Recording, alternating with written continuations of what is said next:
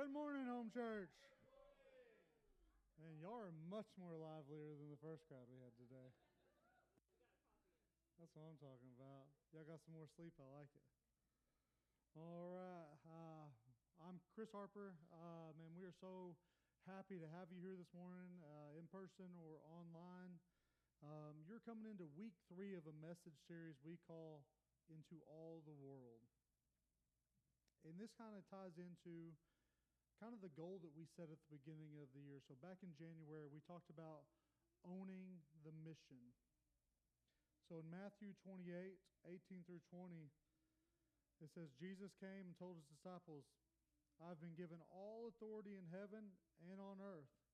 Therefore, go and make disciples of all the nations, baptizing them in the name of the Father, the Son, and the Holy Spirit. Teach these new disciples to obey all the commands I have given you, and be sure of this, I am with you always, even to the end of the age. So here at Home Church, one of our mission statements, and it does summarize this to a degree, is we are here to help people find their place in God's family. So we talked in the last few series, really, and all of it ties into owning the mission. So we started our year, in the first one, series we did was called Your Year. And we asked the question, will this actually be your year? Will this be the year that we actually have more of God and less of us, that we actually chase the thing that He has for us to do? And then we went into Living Fearless, right? And if you haven't read this book, it's a book by Jamie Winship.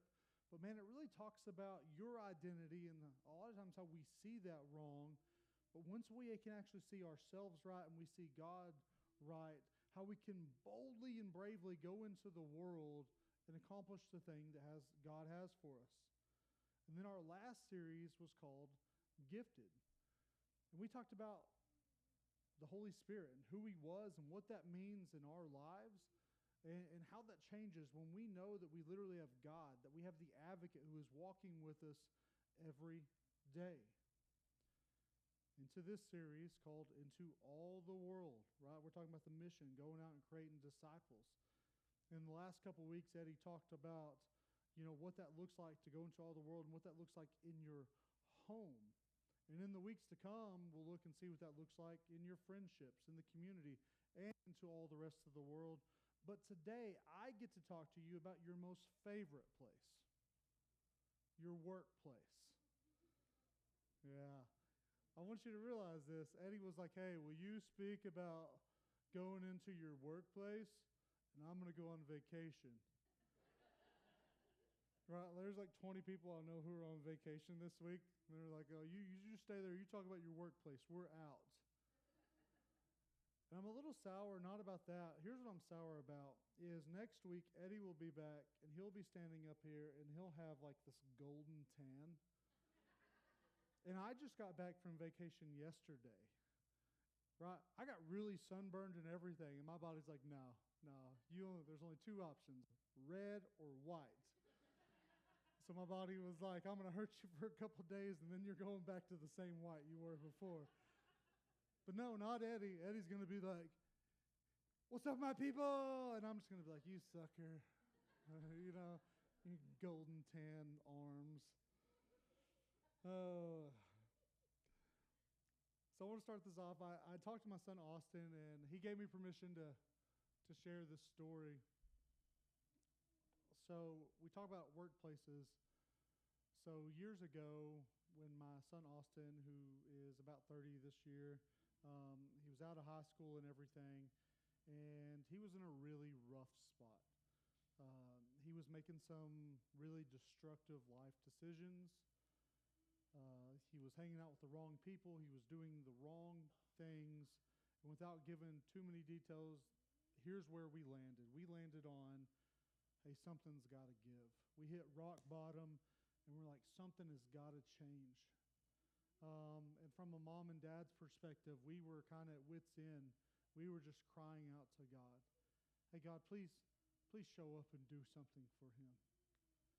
And so one night, me and Sheena went out on a date, and we were at Old Bank. And I ran into one of my old platoon sergeants there. And he came up to me, and I was like, "Hey, Smoke." And he was like, "Hey," he's like, "Do you know any soldiers who need work?" See, his company would travel all around the country, and they would build silos and these big structures and everything. But before I could even stop it from coming out of my mouth, I said, "You know what? I don't know about soldiers." I said, "But Smoke, my oldest boy needs a job." And I said, and more than he really needs a job, I said, I just need him to get out of this environment. I said, I need him to go and get a change so that his perspective will change and all that. And I said, "Hey, will you help me?" And he just looked at me and said, "Yeah." He goes, "I'll help you."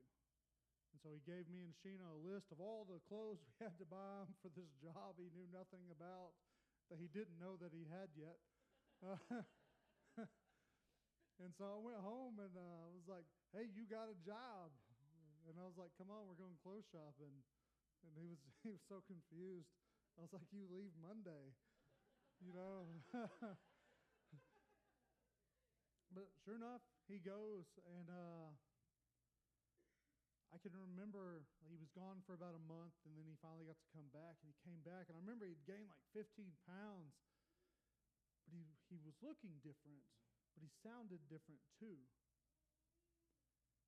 And man, just something had happened. He'd gone to this workplace, and a lot as a parent, like with Austin, there were times we were planting seeds, and I swear those seeds were just hitting concrete sometimes, you know what I mean? But he came back, and I remember he started talking. He said, "Yeah," he goes, "I've been talking to this guy, Brother Dave is what they call him." He goes, "Man, me and Brother Dave have been talking about God."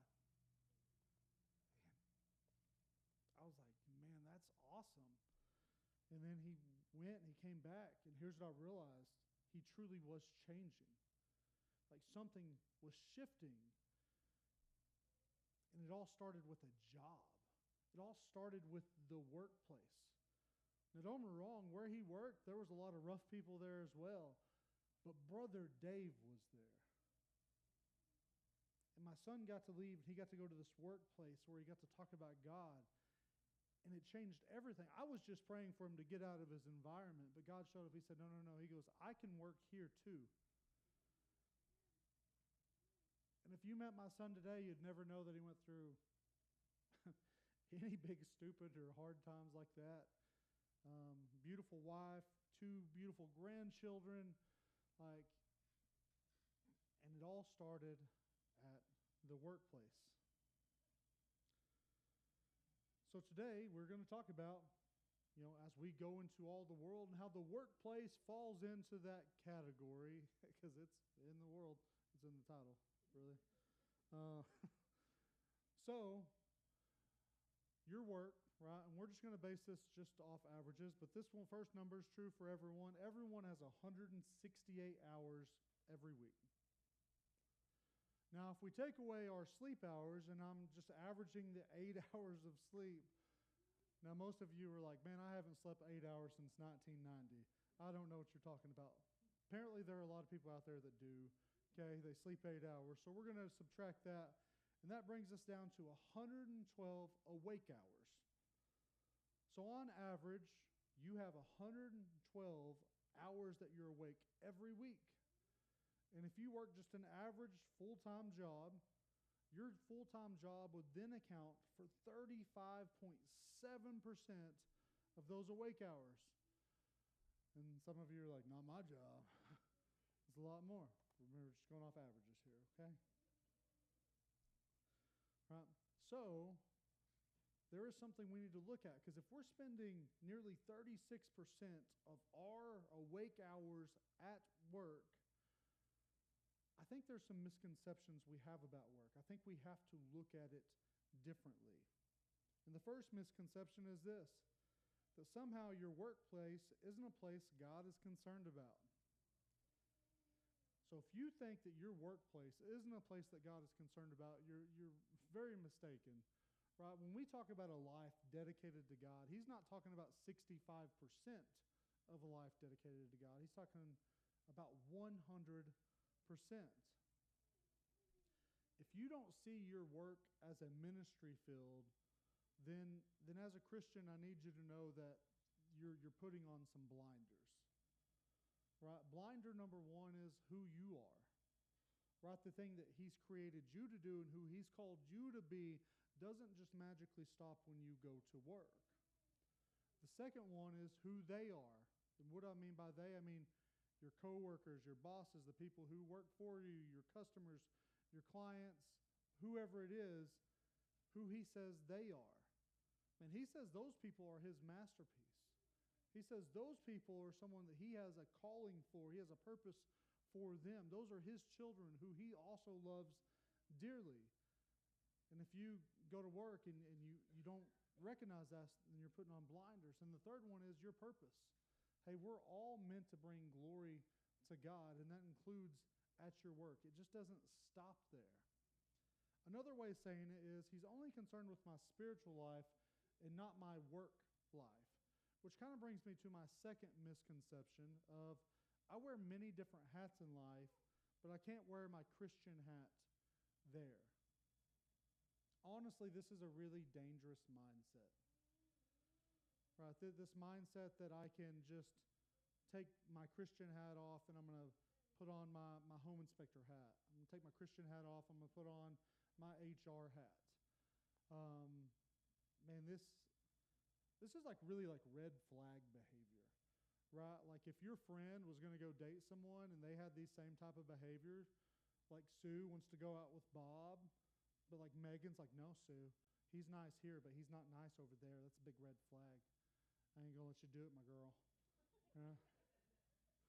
Right? Red flag behavior. I need for you not to have red flag behavior. You need to realize that you can't actually take off your Christian hat and put on your work hat and work that way. That's red flag behavior. Sue would not approve. So, honestly, if you can do that, I also need you to know that that actually points to a pretty shallow relationship. And you're like, Chris, how can you say I have a shallow relationship with God? Well, the closer you get to God, the less you can or want to look like the world.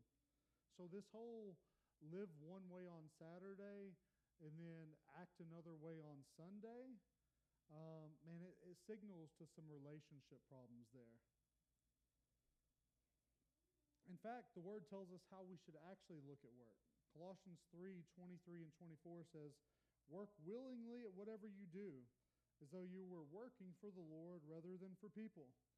Remember that the Lord will give you an inheritance as your reward, and that the master you are serving is Christ. Some of you could take a big breath there, like, oh, I'm not working for Bob. I'm working for God. Bob sucks. Now, if you actually work for a guy named Bob, I wasn't talking to you. I just made that name up, right? But like, I'm sure some of you have a name in your head. There's some of you who are like, I don't want to work for that guy. Well, good. You work for God. You just kind of honor the other person because they are your boss. Work isn't a human concept. Work was actually created by God. It is a design by God for us. We can go all the way back to the very beginning when it was like one man and only one man and God. Right? Genesis 2:15 says, the Lord God placed the man in the Garden of Eden to tend and watch over it. So here you have God who's looking at the only man on earth, and He's like, you know what that guy needs? A job. Now, I'm not going to lie. So when I wrote that, I had these next thoughts that came in my head, and I was like, man, I really wish God would have gave Adam and Eve, like, more work. Because I think we could have skipped the whole, tree of knowledge incident. So just picture this. Like, Adam and Eve are working hard at their job, and, like, Satan comes slithering up, right? And he tries, like, whispering stuff in their ear, like, hey, look at that tree over there. Don't you want to eat from that fruit? Right? And at that point in time, Eve just comes down like, will you shut up, Satan? I'm busy. Right? I'm at my job. It could have changed everything. I'm sorry. That's really just where my head went when I was writing that. I'm not sure I should have shared that. The other thing is, so those are a couple misconceptions, but I need you to understand also the opportunities that come with your job. You have so many opportunities to show people God simply by the way jobs are designed, the way your workplace is designed. So for number one, it puts you in proximity to a variety of people. People that you actually wouldn't know how to confront outside of your workplace, but it puts you in an area with them for an extended period of time, so you have access to people and just a genuine opening to them because you work with them. Two, in most jobs, you all either work through obstacles or work towards goals. So my dad used to have a saying, and the saying was, you know the true measure of a man by how he handles the hard times. And it's true. I found it true in most times in life. If you want to know where you actually stand, see how you respond to something when it gets really, really hard. In your workplace, you have these natural opportunities because you're working towards a goal or you're working through obstacles with other people. And man, that's a natural opportunity for you to show the love of God while working through something very challenging. Three, you get to communicate. Right? At your job, you get to communicate with people who maybe didn't experience good communication from other jobs. Who here has had a job that job didn't communicate very well? Right? It just happens. Maybe, man, they were at their last job, it was harsh, right? It was negative, whatever it is, but maybe you communicate out of grace and understanding and love. At your job, you have the opportunity to be a genuine picture of good consistency for someone. And for some of you, you're naturally just in a position that you can pour into people. Maybe you're a leader at your job, a manager, whatever it is. You just naturally are in a position that you can pour into people because it's where you're at. I'm going to tell you, in the ministry world, man, that sounds pretty awesome to have all those opportunities. Man, that's a win to have all those opportunities in one place in ministry. So, if I work for the Lord, if I'm going into my workplace and I'm introducing people to God so that they can become disciples, hey, what does that actually look like? Well, a Christian in their workplace should look like a Christian everywhere else. It's called authenticity. So remember, there is no switching hats. So years ago, there was this study done, and this was when me and Sheena were youth pastors, and there was a study done about pastors' kids, PKs, right? And the whole study about PKs was done because, I don't know if you know this or not, pastors' kids are actually known to be some of the more troubling kids out there, so they did this whole study across the nation. And there were a lot of questions asked. But one of the questions that was asked was, hey, what's one of your biggest obstacles that you have in your faith or walking out your faith with God? And the one answer that showed up all across the nation was this: the parent that I go to church with isn't the parent I come home with. It's huge. Inconsistency, man, it's damaging. So a guy named Toba Beta, I don't even know if that's a real name. I just like what he said. He said, it's hard to trust the honesty of an inconsistent person. And it's true. Another way to put it is consistency says, hey, this is good and true. Inconsistency says, hey, this looks good, but I don't know if it's true. So the things I'm about to tell you are things you should be doing in every environment, every arena, with all people in your life. Just for some reason, there's this disconnect when we go to work. So when you do it at 65% of all this other area and you go and do 35% of it different, hey, I need you to know it does something to the people watching you. And you need to know that people are watching you. There are people looking up to you. There are people who are like, hey, I want to have what they have. But when they see that you're different somewhere else, it affects them. Also, you need to know that if you're different 35% of the time somewhere else, it affects you too. When you're not genuine and you're not authentic, it can't do anything but hurt you. So, one of the ways, and this is we have to be this way everywhere, and it's a give me, this one's a give me. The first thing you have to do is be loving. Right? A lot of times when we think about work, we don't think about being loving. Now, I'm not talking about just the general, hey, be nice and everything. I'm talking about the biblical definition of love. In 1 Corinthians 13, 1 through 7, it says, I could speak all the languages of earth and of angels, but didn't love others, I would only be a noisy gong or a clanging cymbal. If I had the gift of prophecy, and if I understood all of God's secrets, oh my gosh, words, help me. God's secret plans and possessed all knowledge, and if I had such faith that I could move mountains but didn't love others, I would be nothing.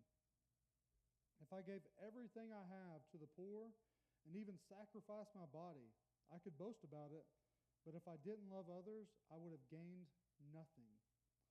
Love is patient and kind. It's not jealous or boastful or proud or rude.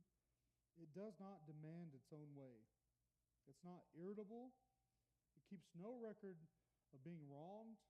It does not rejoice about injustice, but rejoices whenever the truth wins out. Love never gives up, never loses faith. It's always hopeful and endures through every circumstance. Who here does that sound like your job?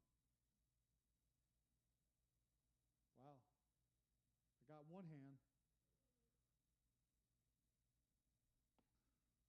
Now, some of you are like, hey, I don't actually know what that would look like at my job. I don't know how to do that at my job. And the truth is you're like, hey, I can't do that at my job. And I'm not saying at your job you can hold standards all you want. If you've trained Steve 3 times to do a task and he can't do that task, that might not be the place for Steve. Okay? That definition of love really is about how you treat others and how you love others. And I need you to understand this. If you truly did that, if you truly love that way, I need you to understand it would look supernatural. It's not natural. I don't know that I've ever worked at a job that encompasses all of those things. But everything supernatural in the world starts with that kind of love. See, I'm talking about the love that is required by God, not the actions justified by man, because that's the type of love that changes people's world. The second thing is this. If we're going to go into our work and we're going to introduce people to God and there's going to be disciples made out of it, there's a second thing we have to do, and that's what we have to meet the needs of others. John 13, 34 and 35 says, so now I'm giving you a new commandment. Love each other just as I have loved you. You should love each other, for your love for one another will prove to the world that you are my disciples.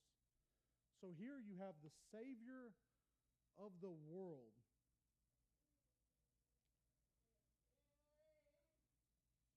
And he decided to take on some seemingly ordinary men, and he exampled servant leadership. That's how he chose to meet the needs of others. So he had these people, and he poured into them. He spoke truth and love and wisdom into them, and these were men of all different backgrounds and careers. He led them, and he shouldered what was probably a really heavy weight sometimes, so that these men could watch him and witness, right, him like deal with difficult people. How many people have difficult people at work? Right? He watched him overcome social norms that actually didn't line up with what God says. They got to watch him heal people and do all these things and serve others and sacrifice his time and his body. They got to witness that. He corrected them. He comforted them. He fed them. He washed their feet. And he showed them what sacrifice from a truly loving place actually looked like. So we live in a world that is mostly ran by convenience nowadays. A lot of our decisions and what we do, a lot of people make these out of convenience. What is better for me? What is easier for me? And because we live in that kind of world, Hey, people tend to kind of shy away from this servant leadership. I'm going to rant for just a second here. So, one of my favorite things, and it's not really my favorite, I despise it, is when people confuse me, and selfishness for boundaries. Right? They will say things like, oh, I can't do that for them because it doesn't fit in my life. It doesn't fit my wants or my needs. And if it's not for me, I just can't do it. I really do have to set those boundaries. People use a really legit word. Don't get me wrong. Hey, you need to know that boundaries are really real and they're really good, and you need to have them. But if your boundaries are just around you being selfish and not helping the rest of the world, you just took a really good word and misused a buzzword so that you could be selfish. Don't do that.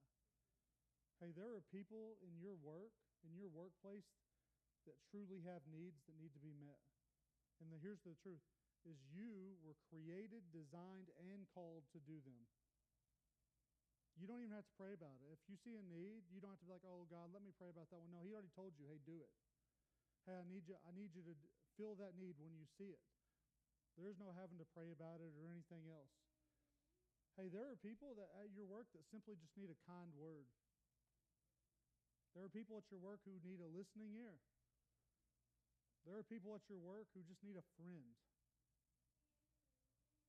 Hey, there are people who are working their butts off at the place you work, lead, whatever, who aren't putting food on their table and they're struggling to pay their bills.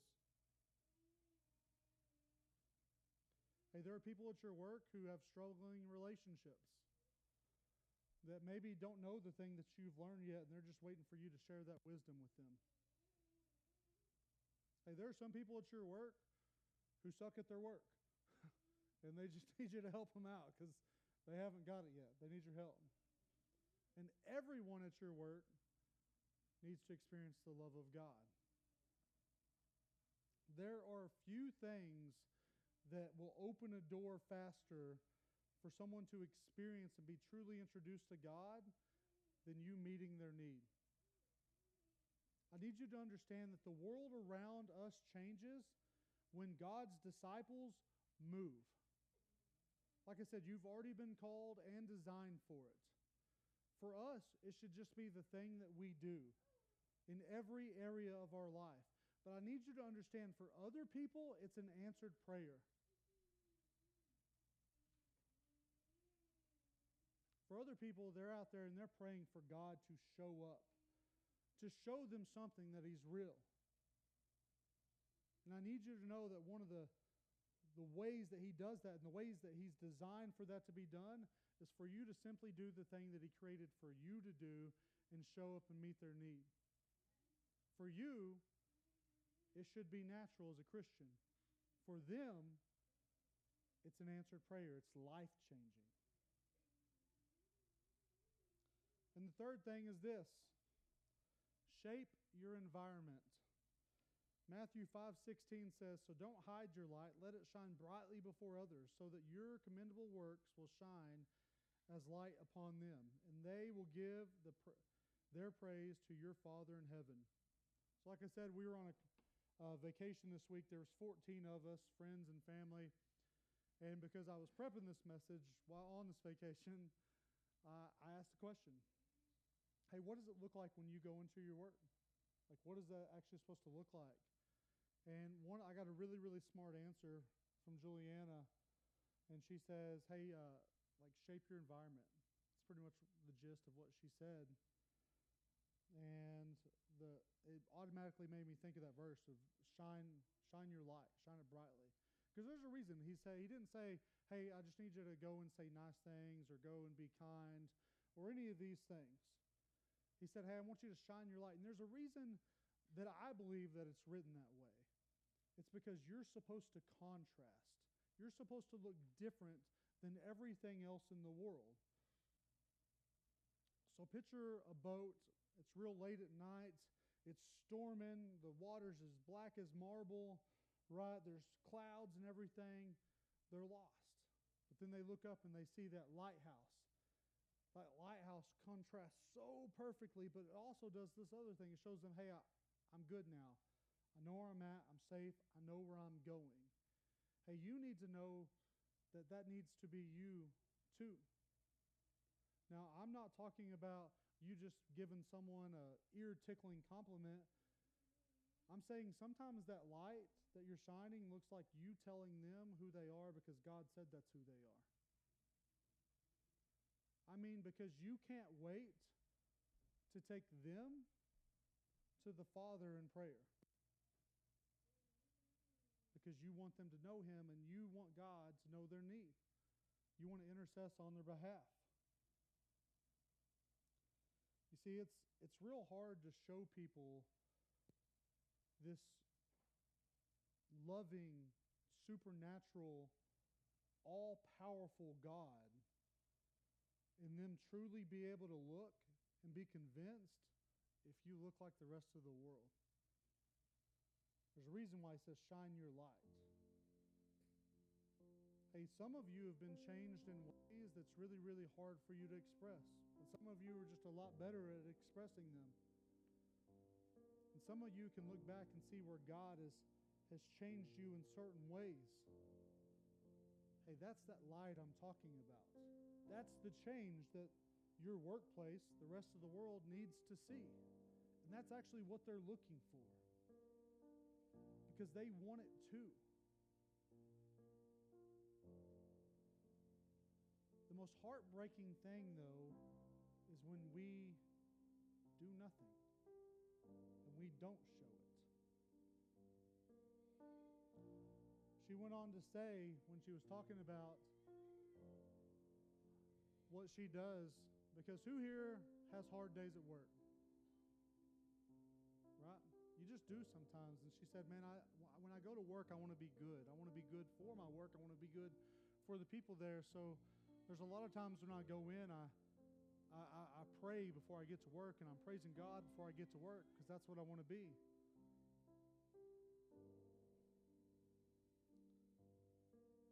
How many people here struggled with this whole work thing? Maybe you were taking one hat off and sticking another hat on. I get it, man. Work is challenging sometimes. The truth is, it looks different for some. Right? A lot of stay-at-home parents are like, when do I even get any time off? Right? I get it. It's hard. Some of you are like, I'm self-employed. Good, you got customers. They need to see it. Right? Some of you are like, hey, I work in a factory. Man, it's fast. It's fast-paced. It's hard. I don't know. I get it. It is more challenging in other environments. But the thing is that you're consistent, that the same way your light shines here, it should shine there.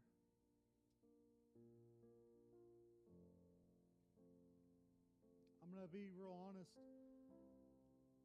I thank God for that Brother Dave guy so many times in my life on who he was to my son. But I really look back in my workplace and I realize I don't know that I really had that until I helped create it in my workplace years ago. I can remember like 22 years ago or something like that, Taji, Iraq. Man, it was a really bad night. And I can remember, like, it was such an ugly night. I can remember I took a picture of Sheena that I had and I stuck it in my glove, because I was like, well, if I don't make it, hopefully they'll find the picture and they'll tell her, But I remember that night, I was like, hey, God, if you get me through this, I'm yours. And I would like to say that I magically just turned my whole life around and gave it to God, but I didn't. I struggled quite a bit for a while. But I just wondered what it would have looked like if there was a Brother Dave there. If I had cried out to God and I was so ready because of what God did for me in that moment.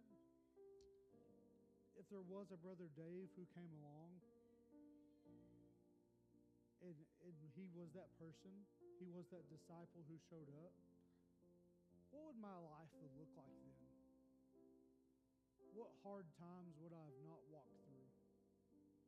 What lessons would I have learned by that?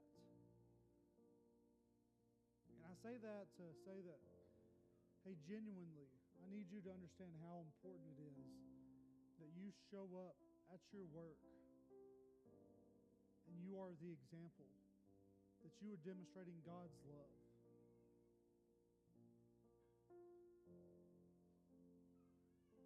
Because just like for my boy who's raising a family now and he's good, and it started with the workplace, you don't understand what you could do for someone's family.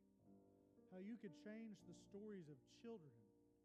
How you could change generations simply by showing up at your workplace and being consistent. By never taking the hat off.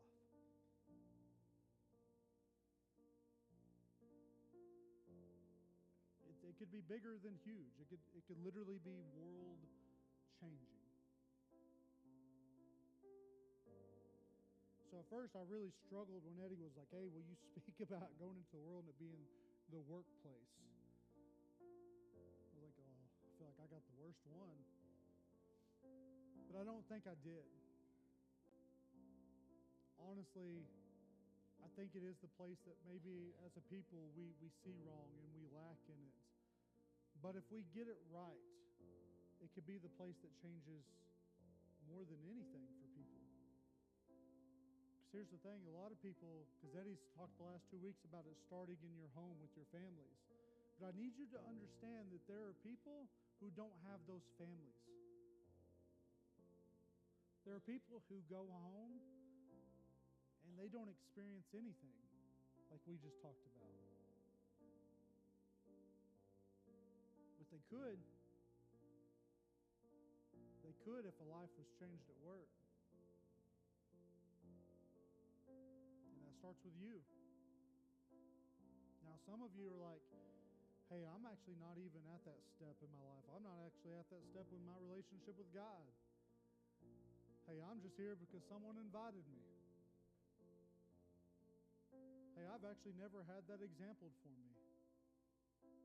Hey, you know what? That actually does sound right. I just don't know what it looks like. I don't know where to start.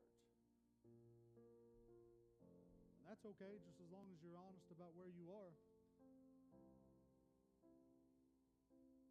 Some of you are here like, hey, I'm just at the point to where, hey, I did just experience something like that.